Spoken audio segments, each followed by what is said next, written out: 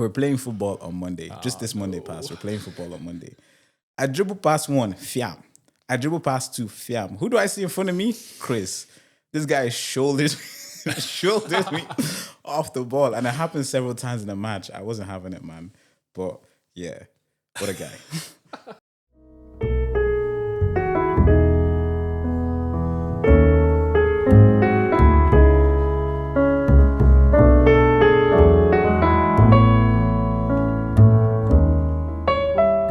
Chris. Franklin. Oh my god. Okay, first off, good morning. I'm looking at that camera. Good morning, good afternoon, good evening, and welcome to the bench. Welcome to the bench with your host, Franklin Lukason. Today, I have a special guest. All my guests are special to me, but this one is extra special because we have Iron Wall Chris.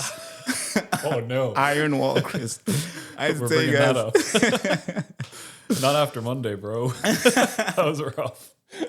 I have my boy Christopher Hockey here. I'll give a bit of context into how I met Chris. I think I met you at Pistis, like Bible study.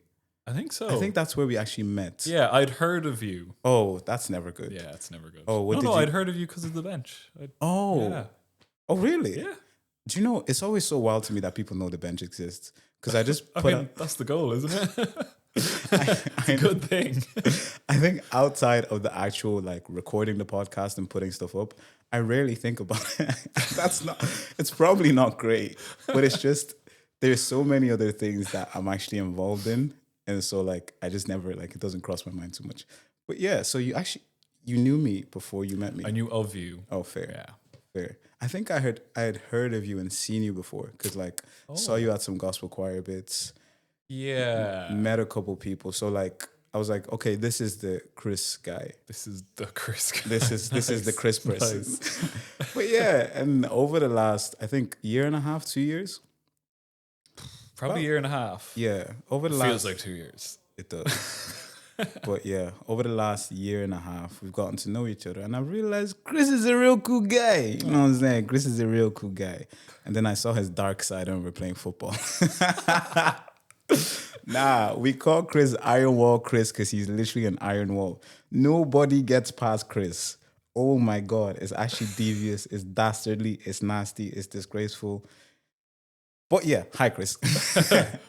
It's quite a title. I appreciate it. Yeah, Iron Wall Chris. But yeah, if you want to introduce yourself, tell us a bit about yourself. Yeah, so my name is Chris. I'm a Christian. Yeah.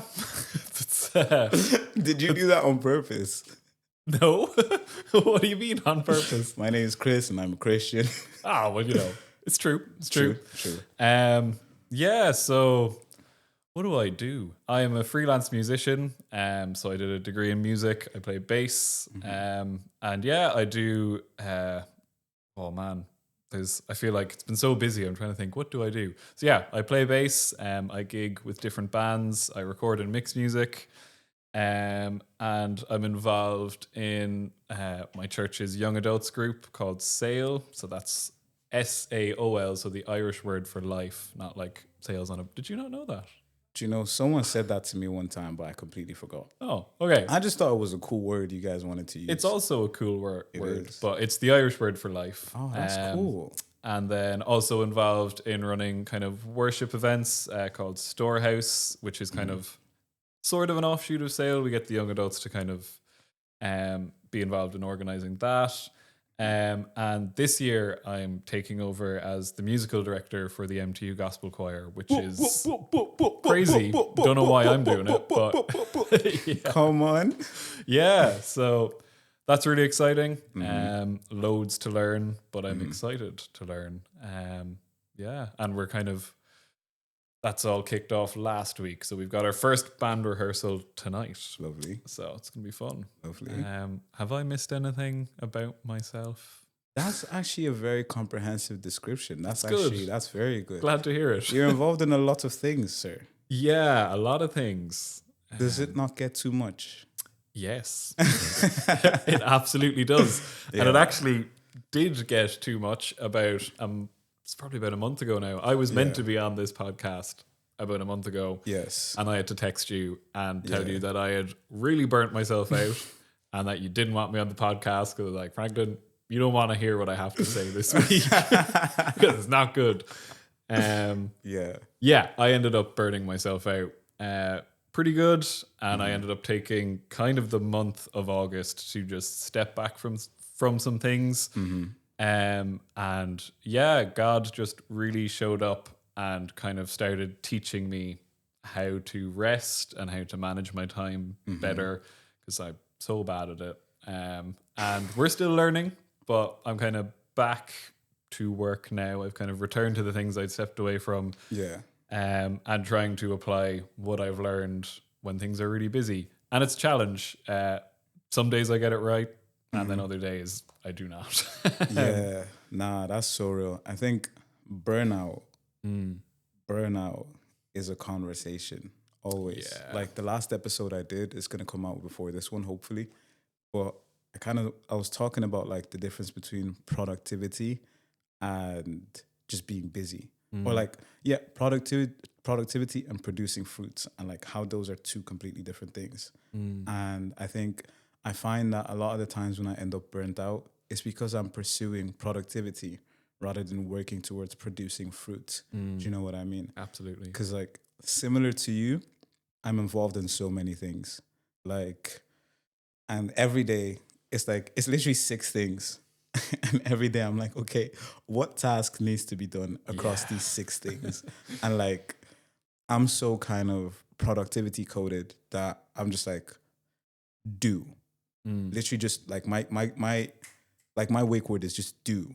So get on my computer, list out on my task, and it's just boom, boom, boom, boom, boom, boom, boom. But like, kind of similar to you, across all those different things, there are some tasks that just take more time than others. You could just have really busy periods where like you can't do what it is that you want to do, but not having those time management skills, it just ends up in burnout all the time. It just ends up in burnout all the time. So I feel you on the burnout thing, man. Yeah.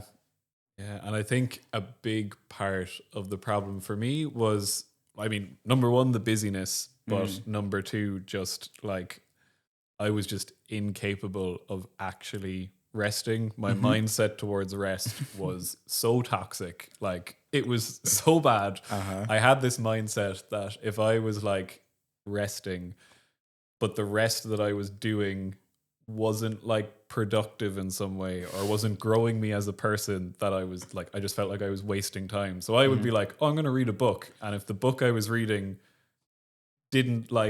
if I didn't feel like it was like growing me as a person, I was like, this is a waste of time, which is so pretentious, so dumb. Like, it's just reading, man. Like sometimes you just want to read a book and it doesn't have to mean anything. And for me, it did. And I'd be reading, I was like, this is a waste of time. And I was like, you're meant to be resting. Like, so that was not good. So God did a lot in kind of changing my mindset towards that, just showing me the importance of rest and Sabbath rest, which is something like, I don't know, I feel like, like I would be very involved in my church, and I feel like a lot of people who are involved in their churches are often the worst at Sabbath rest, because Sunday becomes like, church is on, you're on the tech team, you're on worship, like, and Sunday is suddenly like more work. So I was like trying to look at that, and so now I'm like really trying to build into my schedule a day where it's like, this is my rest, and like I'm not working this day. Like if you need me, don't. Basically, True. I mean, unless it's an emergency. But really trying to build just like Sabbath rest into my schedule, and it's been a game changer. I think. Yeah, one of the super cool things that I kind of realized in my month out was just like that God, the creator of the universe, takes a rest after creating it. And I was kind of there like, why did he rest on the 7th day? Like he didn't need to. Like he's the creator of the universe. But I can't remember where I read it, but they were kind of highlighting the point that it was on the 7th day he rested so he could look back on the work he had done and enjoy it and like take pleasure in the fruits of his work, and kind of look back and be like, whoa, like this is great. Yeah. And that's what he's inviting us to do as well, kind of to look back on what we've been doing with God and kind of enjoy the fruits. And that's been amazing. And now, some days I get it totally wrong and I get to the end of my Sabbath and I'm like, that wasn't very restful. Why did you do that? So I'm learning, but it's been good. Nah, I hear that. I think rest for Christians is just like, it's always an important conversation.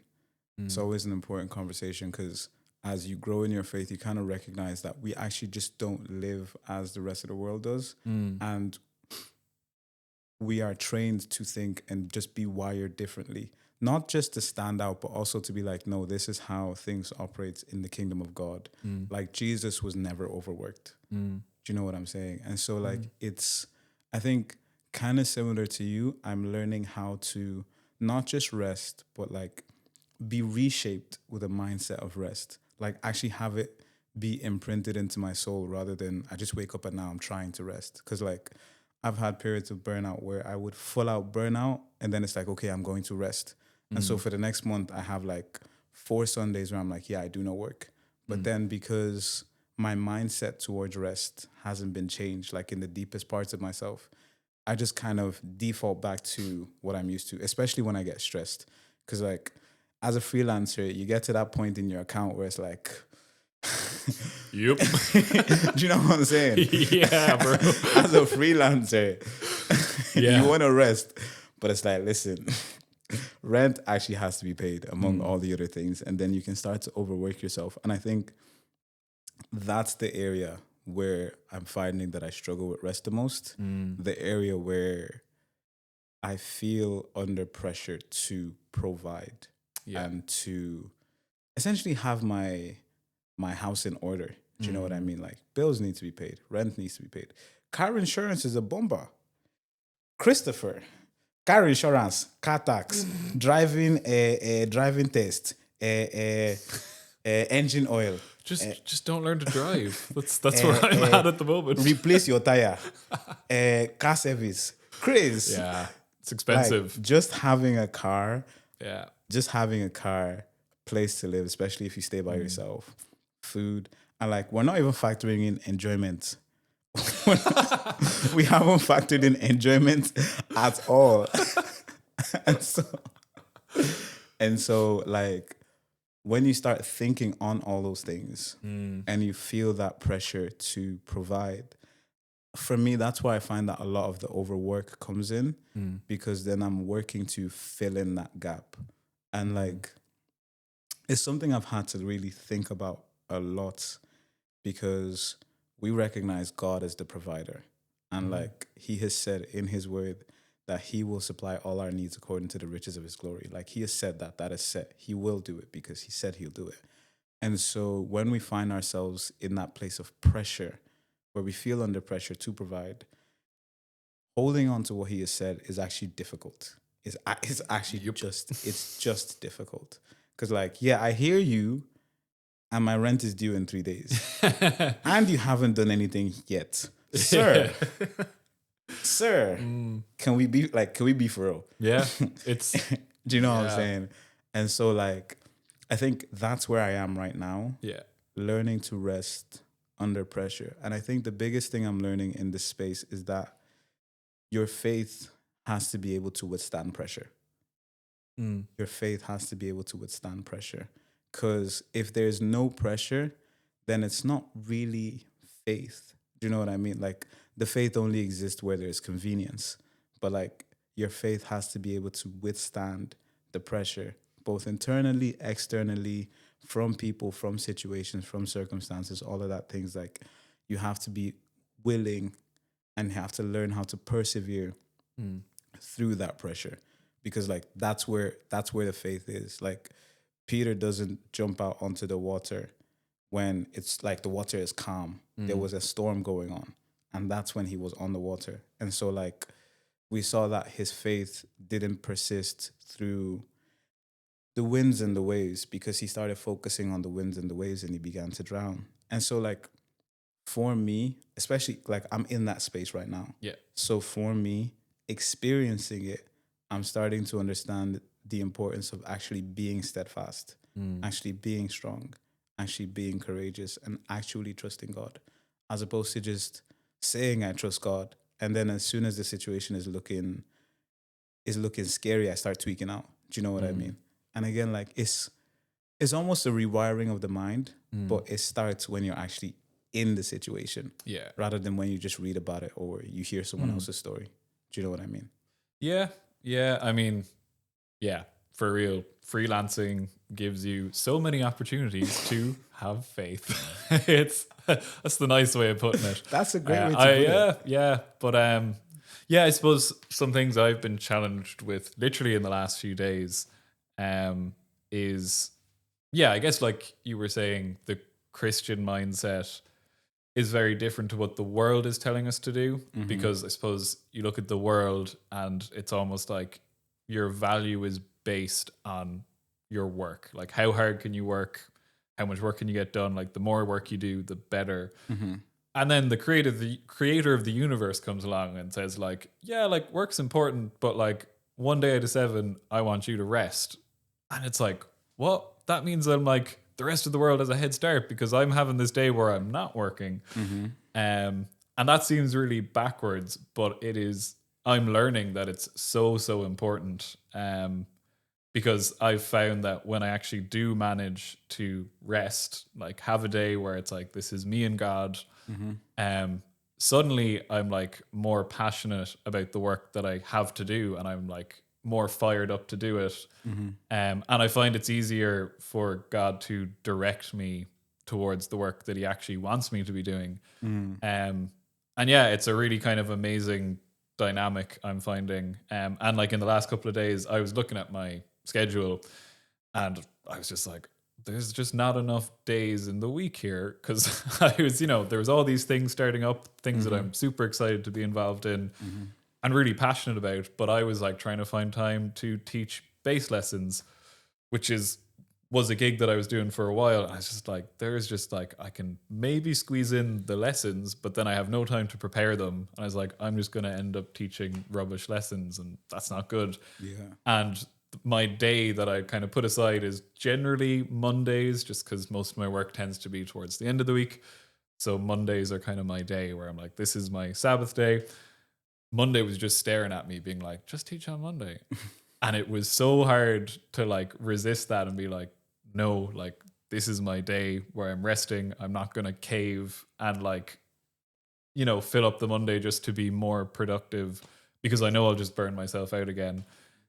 So I've kind of gotten to a point for now where I'm going to, I'm not teaching at the moment. I've decided just for this season, there's just so many things on. So I've dropped the teaching. I kind of felt God calling me to lay it down and be like, yeah, like just for now, which is fun because, teaching is a consistent source of income. And for freelancers, You don't get many of those. you don't get many of those. You just don't get So I many was of like, those. cool, God, what's going on here? But in the last like 6 months, I've had quite a few situations where God has just shown me that he's totally in control of my finances and the work I get. And like, I'm not in a position where I don't worry about it, but like, I definitely worry about it. But I know God has got it under control.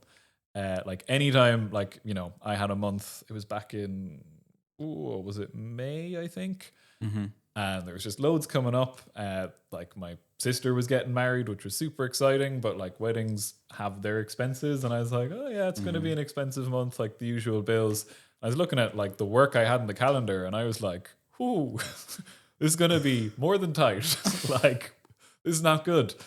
And then the next day, I got a phone call being like, can you come in? It was like a block of 2 weeks of work with crazy good pay. And it was like, can you just come in and do these gigs? And I was like, yes, I can.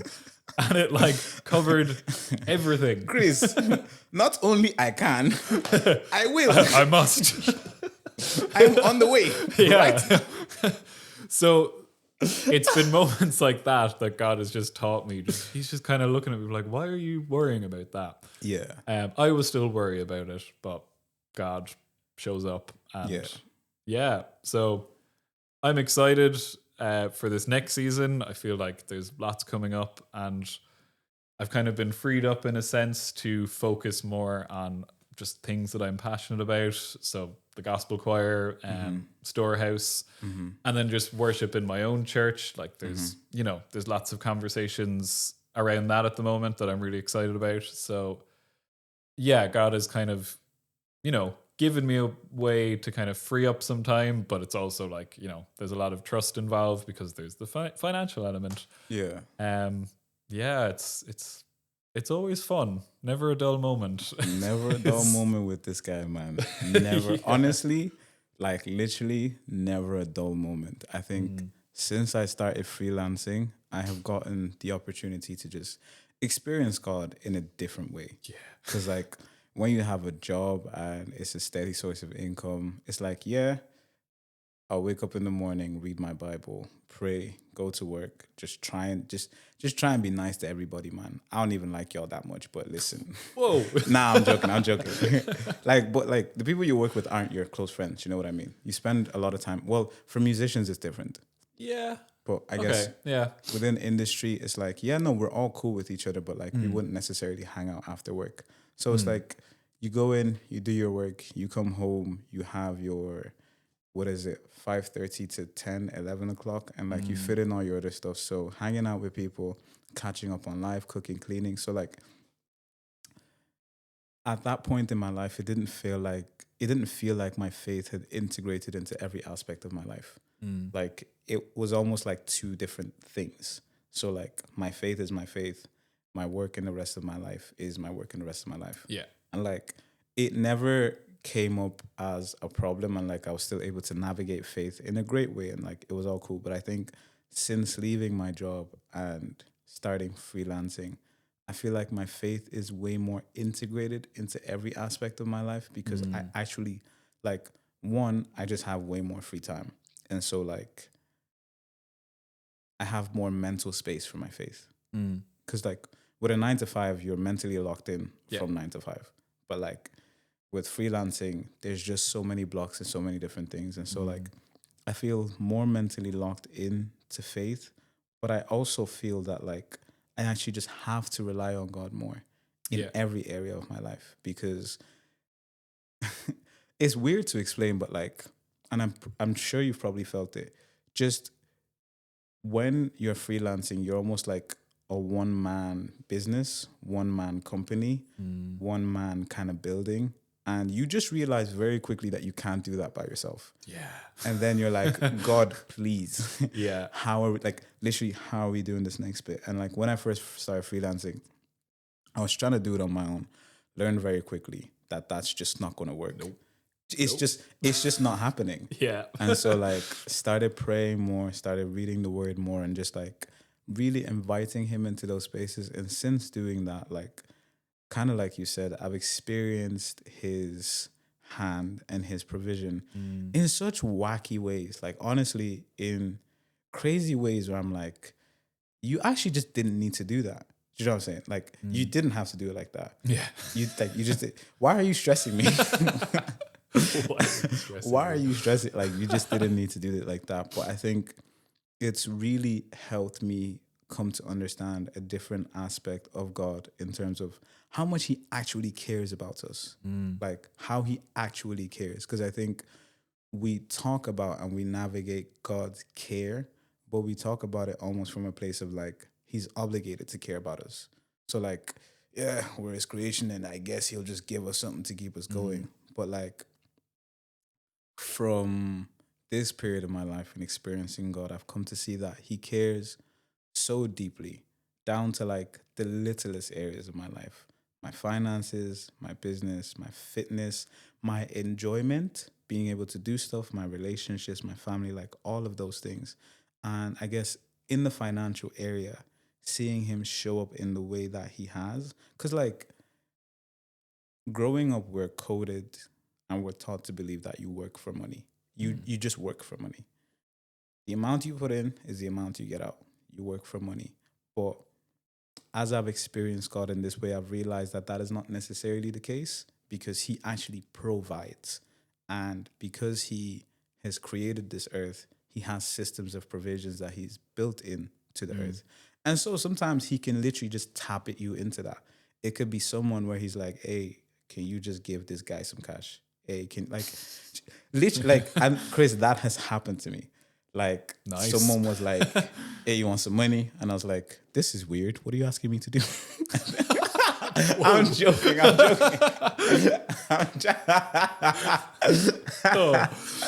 Moving on.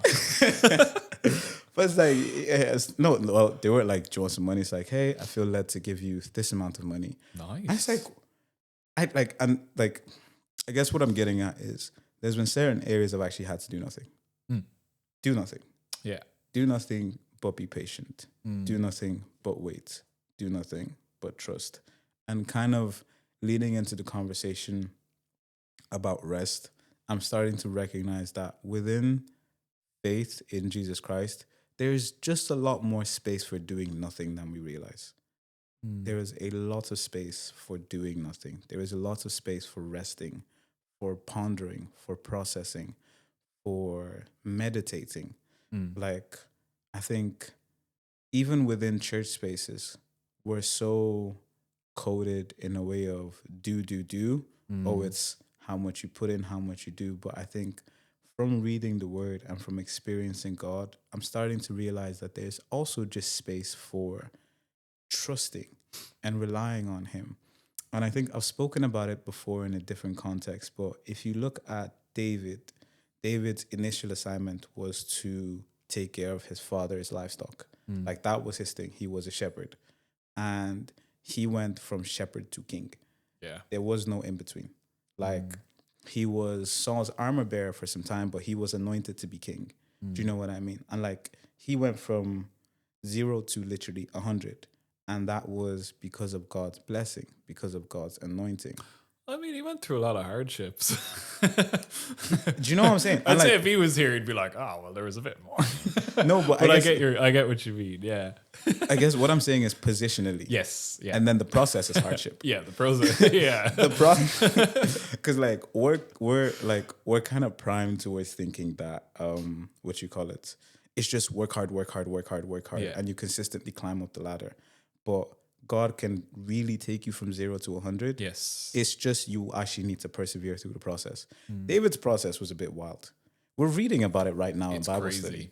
Yeah. Chris. Yeah. What's Saul doing? Chris, this is actually devious stuff. Devious is the word. It is actually crazy. Like Saul was on a mad one. Yeah. And like that was David's process. But again, God's kindness and God's favor and God's provision was with him. Like even in that space, in the time of David's most extreme hardship, he had Jonathan with him to help him through that process. And like I'm seeing that, I'm feeling that, I'm experiencing that, and it's helping me get just a next level of depth when it comes to faith. Like you've actually got me. You have actually got me. And it's a wild feeling. And I feel that because a lot of people are scared of being unstable in life and not having certainty about how things are going to go, they never allow themselves to experience this side of God. If that makes sense. Yeah. Yeah. I have some thoughts that I'm assembling. No worries, take your time. Yeah, I think on your point, about like, I suppose, our attitude to work and how that can affect church sometimes, and sometimes church can feel like, oh, we've got to do all this stuff. Yeah. I can really relate to like my attitude toward work and rest also affecting just my attitude towards God and my relationship with God. And what I kind of would have, what I realized in my kind of month of like stepping back was that my faith, because of just like, I had this mentality of like, gotta work harder, just gotta work harder was kind of it. I was like, I don't know what the goal is, but I have to work harder. That was kind of it. Chris, that's so real. Yeah. And that was affecting my walk with God Yeah. in that I had this kind of idea built into my head that I was like, oh, I have to work to get to Jesus rather than what it should be is like, I work because of Jesus. Like, Yeah. and that was kind of hammered home again, like in the past couple of weeks where I was, not doing a good job of being on top of my rest. And I just had this day where like I'd been working and things just weren't adding up. And I felt like really disconnected from God. And I was like praying and I was just like, God, like literally everything I'm doing right now, like everything I'm involved in, none of it makes sense if you're not in it. Like there's no point. Mm-hmm. And I just kind of felt God being like, yeah, you got it. And I was like, oh, it was like this penny dropping. I was like, right. Okay. Yeah. Yeah. So I think, yeah. And like, it sounds, I don't want to be saying like working hard is a good thing. I think it's important to work hard. Mm-hmm. But like when you let working hard, like when you let that be what defines you, like it just gets really bad. Like, I am a musician. Like I play music regularly. And if I based my worth off how well I played my music, it would not be good. Yeah. Suddenly if I have a bad gig, like it's like, oh, like am I worth less now as a human because I didn't play well on that Yeah. gig? That's crazy. Yeah. No. And it's still good to want to play well. Like of course I want to do the things that I do well, but without God in the picture, it's just becomes this relentless cycle. Whereas, then God comes along and he's like, yeah, like take a break, spend some time with me. Like this is what you're created for. You were created for a relationship with me. I think the interesting thing about work with God as well, like is, he doesn't actually need us to like be involved in this process, but he lets us anyway. Like he invites us to walk with him and work with him. And like, that's amazing. Like, but he's God. He could totally just be like, these guys aren't getting it. I'm going to go do it myself. Yeah. But he doesn't do that. And like, he invites us on this amazing journey because, I think as humans, like it is good to work. And yeah, I don't know. I don't know where my points were going there, but those are just some thoughts. Those are good points. Like one thing you said, because I had a bad gig, does this mean I'm worth less? Like that is actually huge. Yeah. Just for people in general. Like I find that, especially when I first started freelancing, I found that was where my mind would just go to a lot because like productivity has been my whole entire life. Productivity and being good at stuff, being smart, being well educated, and being able to work hard, like that was my whole steez. And so being in a place where I'm essentially starting from the bottom, like becoming a photographer. Do you know what I mean? Like becoming, not even just like being established. Yeah. Becoming. Yeah. Do you know what I mean? Like your first gig is actually just not going to be great. Yeah. It just isn't. Like no matter how much research and stuff that you do, your first gig is just not going to be great. And so like my first couple of gigs, they were like pictures were good, but then you would see other people's pictures and it's like, oh my God, I must be terrible. Something is wrong with me. So it's not even the camera. It's not even the experience level. It's not anything else. It has to be me. And like, I had a similar experience when it came to content creation. I had a similar experience when it came to the bench.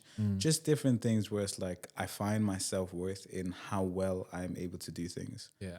And I think it's something that's being worked out of me at the moment, especially because the nature of the things that I'm doing are actually just very different now. Like, say, with Vibes and Verses. Give you the example of Vibes and Verses. Vibes and Verses is 2 months of planning, 1 day of execution. It's very hard. It's very hard for that to become that type of conversation because you have 2 months of planning, 1 day of execution. Like, I'm just not going to put my sense of self-worth in either 2 months of planning or 1 day of execution because there's just like, it's like I'm working on projects now. It's not just individual tasks. It's not like football matches and performances. Do you know what I mean? And like, again, I feel like my mind is being rewired to prioritize doing things skillfully, doing things with wisdom, knowledge, and understanding, planning, prioritizing, managing my time, being able to execute effectively, and like having strength and discipline, like all of these things. Because I think a lot of the time when we find our sense of self-worth in the things that we do, we're actually neglecting a lot of other aspects of those things. So if you play a 90-minute match and you have a terrible game and it's like, oh, I'm a terrible person. Well, did you sleep well? Did you eat well? Did you train well? How are you communicating with your teammates on the pitch? Were you just playing a team that were actually better than you? Like, it's such a narrow-minded view of looking at things, and it neglects literally everything else. And it also neglects your standing with God, because even no matter the circumstances, to say that because I performed bad means that I am bad is to neglect your righteousness in Christ, if that makes sense. Like, I am righteous through Christ, not through my works. Yeah. And so, like, there is a whole there's a whole universe surrounding that sentence. There's a whole universe surrounding that like way of thinking and being. And I think I'm learning to see things through that lens. I'm learning to experience things through that lens, to not be so narrow-minded that I base my self-worth and perception of myself off one day of a bad job, off one day of, unproductivity. Because at the end of the day, like, life is actually hard. And we're going to do this for a long time. Yeah. Freelancing is also really hard. Yeah. And we're going to be doing that for a really long time. So I think I'm just learning to not be such of a tyrant when it comes to myself, and to really be kinder. Yes. Because being your own boss and you're not a good boss to yourself, it's not very fun. Yeah, being your own boss it's a double-edged sword, because it's like, it's like, oh yeah, I can take this day off, I can go do this, but then like, there's no one there saying like, yeah, but you gotta like do stuff. It's like, it's, oh man. Yeah, it's got its pros and cons. It's got its pros and cons. And yeah, I mean, like, I know that like I feel incredibly blessed to be in a position where like I've been freelance since I finished my degree, which is amazing. This is kind of my second year out of college. And I do remember the first like 5 or 6 months, I was like, why did I do a degree in music? This was a huge mistake. And then slowly but surely kind of found my feet. And yeah, like, I think just on the topic of like where we find our worth and if it's rooted in how well we perform at a task, like, I think that's been a really important thing that God has been teaching me, that I'm starting to realize now. The reason he's been teaching me that is just because of, I guess, the positions that he's kind of putting me in now, if that makes sense. So like, musical director for the gospel choir, that is the deep end for me. Like, I feel so out of my depth. Crazy time. Like, why? I have so much to learn. Like, I'm really excited to be doing it, and I'm privileged to be taking on the role. But like, I think like in my head, I remember when like I was asked about like taking the role, and my initial reaction was, oh, but I'm like Chris, I do like sound and stuff, and I play bass, and I'm normally in the background. I wouldn't be like doing that kind of stuff. That was my immediate reaction, and there was definitely a fear there, because I was just like, oh no, that's out of my comfort zone. I don't do that. But yeah, I've ended up in this role, and I think if I was still like obsessed with like how well I could perform at a job, or perform the task, it would not be good for me.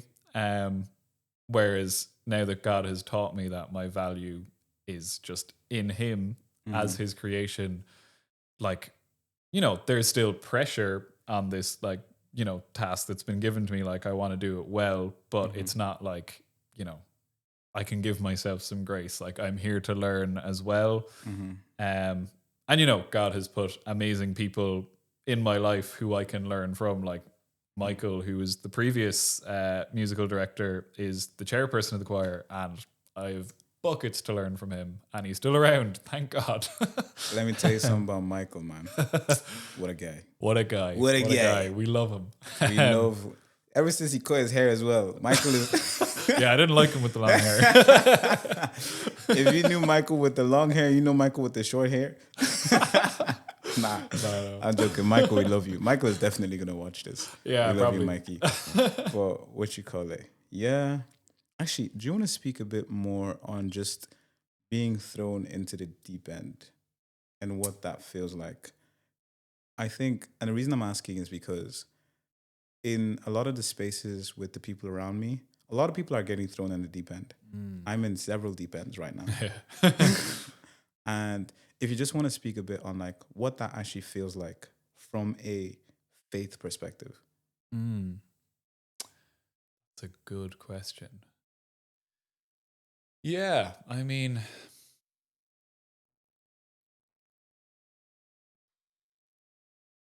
trying to think of words. Yeah, I think like it's daunting, but when I've taken the time to kind of step back and like look at like kind of what God has been doing, and kind of like I mentioned, like who He's positioned around me, like where He's positioned me in relation to others, like yes, it's the deep end, and it's an area where I feel like I've so much to learn, and that like in some ways I'm like I'll never catch up, there's so much to learn, but I'm just realizing that God has put in place so many provisions for me to learn, and in a way like I'm in the deep end to learn as well. Like it's not that I'm being thrown in the deep end and I, have to like do excellently. It's like, yeah, I'm in the deep end. I'm probably going to mess up quite a lot, but I'm here to like learn and grow as a person. Because if I just stayed in my old role of just doing sound, I'm I'm a decent sound engineer, and I probably wouldn't grow as much. Like I'm sure I'd figure things out, but it's an area where like that's comfortable for me. I can do that comfortably. Where God is kind of calling me to like learn new skills. And yeah, just like like I said, like there's Michael around who I can learn from and ask questions. He's probably sick of me. Nah, he's definitely not. And I'm also like, for the first time since I've been out of college, I have a bass teacher again. And that's been amazing because, I'm getting kind of input on my playing and on my musicianship, and I'm learning because, like the last 2 years before this was just all output. It was like, teaching and doing things, which was great, but I wasn't getting any input on like my playing. So I'm in a position where I am getting input again. So I'm able to kind of use those lessons to like, learn and ask questions.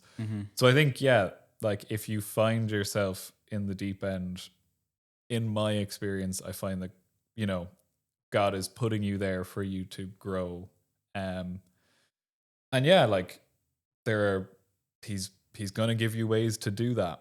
And yeah, it doesn't mean it's not scary. Like it's Talk about it, Chris. Talk about it, Chris. Come on, Chris. You're on the ball, Chris. I'm glad that was a good answer. I didn't know what I was saying there.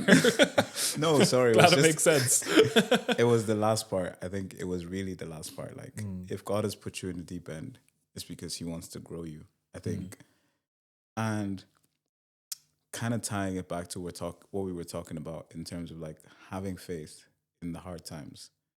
I think a lot of people run away from being in the deep end, from being unstable, from being uncomfortable, So fair. from being in a place of discomfort, because like this doesn't feel nice. But most of the time, that is where God is, and that is where He wants to work with you, because in working through whatever it is, in dealing with whatever it is, in addressing whatever it is, there is growth. And I think being in the deep end, I have grown so much. I have learned so much. And I have come to just experience Him more.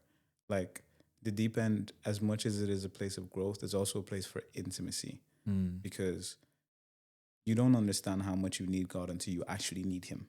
You know what I mean? And like, it just rewires your mind on what it means to actually follow Christ, not just walk behind, but to actually follow, to actually take your cross and walk with Him as He goes.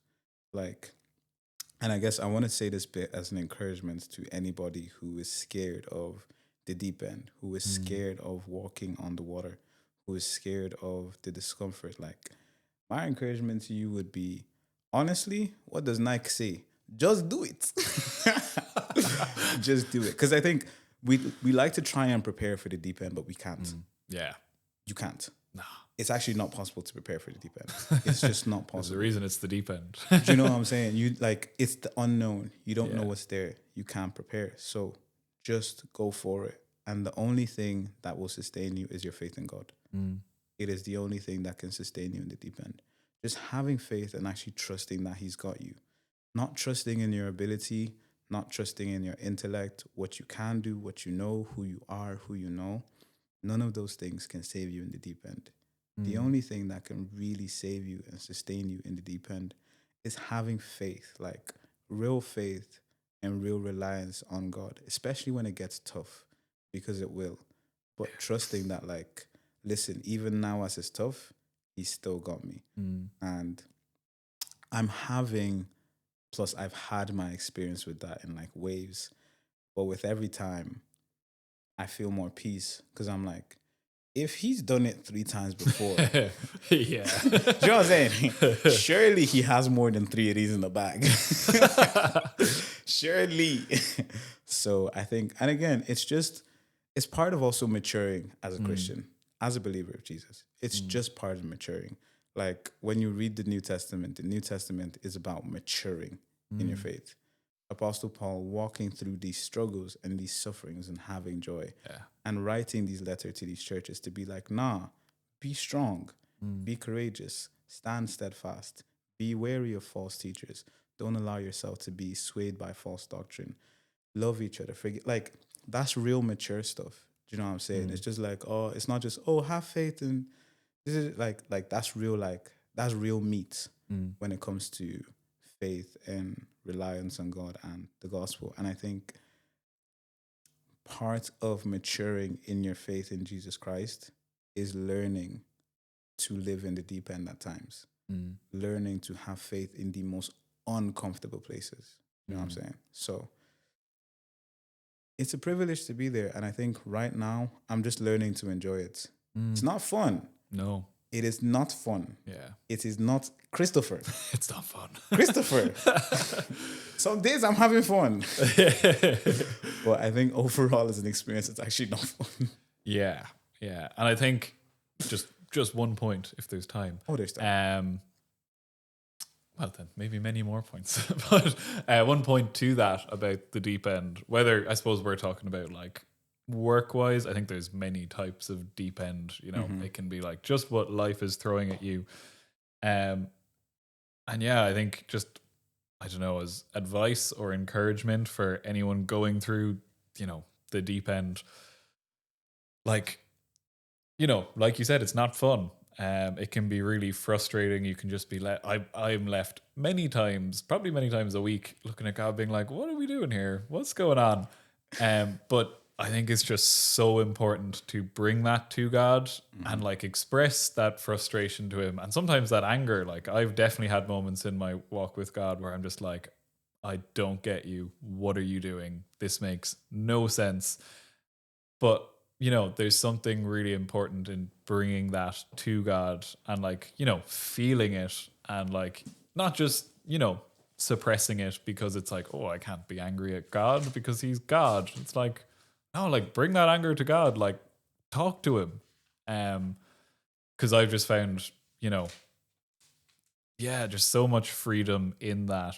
And you know, my tantrums with God always end in Him being like, you done now? And I'll be like, yeah. And then He'll like, you know, explain what's going on. I'm like, okay. But It's important to have the tantrum, I think. It is important. Do you know what? You go to what is going on. I go to what is your problem. Wow. Okay. I'm like, yo, what? Why are you doing this? But I think just to close this out, because we're kind of getting to time now, I just have a Bible verse. It's kind of one of my guiding verses for this period of my life, because I just need a lot of what this verse is saying. Yeah. It is Joshua 1:9. I'm reading from the NIV version, and it says, "Have I not commanded you? Be strong and courageous. Do not be afraid. Do not be discouraged. For the Lord your God will be with you wherever you go." And like, it's such a loaded verse. Yeah. Be strong, be courageous. Do not be afraid. Do not be discouraged. For the Lord is with you wherever you go. Strength and courage to be steadfast and to do hard things. Don't be afraid. Don't be discouraged. Scary things are coming, but don't be afraid. Yeah. Discouraging things are coming, but don't be discouraged. Yeah. And then the last part, the Lord is with you wherever you go. Like, that's so important. No matter what way you spin it, it just is. Knowing that you could be in the deepest of depths and he's still there with you, that is incredibly empowering. And like, I'm constantly having to pull on this just because in the deep end, you're going to experience some wild stuff. Some crazy things are just going to happen. And like, not in terms of like God is trying to harm you. It's just like the devil will actually send things your way to derail you from having faith. And knowing that God is with you through whatever it is incredibly empowering. So I think we're going to cut it off there, Chris. Sounds We're good. at time. Yeah. This was great. This is great. Yeah. This is actually so fun. I'm delighted to have finally made it to the bench. Do you know you're coming back? Oh no. No. Really? No, I have to bring be you delighted back, to come man. back. I have to bring you back. Don't worry, I'll let you know when it's time. Nice. But yeah, guys, thank you for listening. Thank you for tuning in. I've had my boy here with me, Christopher. Been a pleasure. Bass player extraordinaire, absolute iron wall in center back. Let me tell you, I'll give you guys a quick story before we head out. We're playing football on Monday. Just this Monday past. We're playing football on Monday. I dribble past one, Fiam. I dribble past two, Fiam. Who do I see in front of me? Chris. This guy shoulders me off the ball. And it happened several times in the match. I wasn't having it, man. But yeah, what a guy. What a guy. All right, thank you. Thank you guys for tuning in. Thank you guys for rocking with us. We will see you in the next episode. Love you and goodbye. Bye-bye. Hey! Woo! Chris! Good stuff. Iron Wall Chris. Iron Wall. Thank you for not sharing the Kieran story.